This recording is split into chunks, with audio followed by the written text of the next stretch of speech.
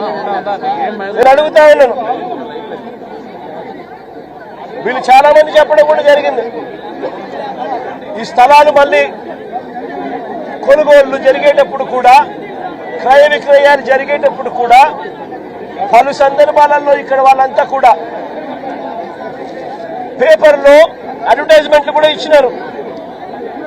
ఎవరికైనా అభ్యంతరాలుంటే తెలియజెప్పాలి అని చెప్పి పత్రికా ప్రకటనలు కూడా ఇచ్చారు.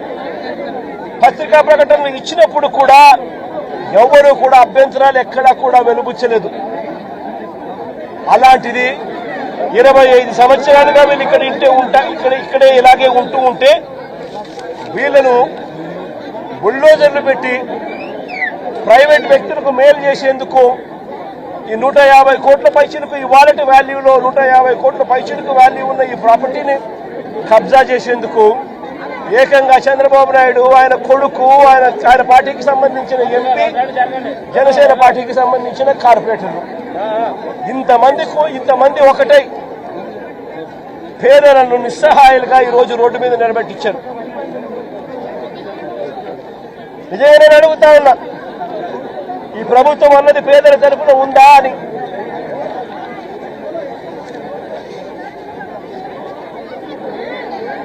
ఎక్కడైనా ఎప్పుడైనా కూడా ప్రభుత్వం అన్నది చేయాల్సింది ఏమిటి? ఇటువంటి పరిస్థితిలో వచ్చినప్పుడు వీళ్ళంతా వెళ్లి కంప్లైంట్లు కూడా ఇచ్చినారు. సాక్షాత్తు చంద్రబాబు నాయుడు కలిసినారు. చంద్రబాబు నాయుడు 3 సార్లు కలిసినారు. లోకేష్ 2 సార్లు కలిసినారు. అర్జీలు ఇచ్చినారు.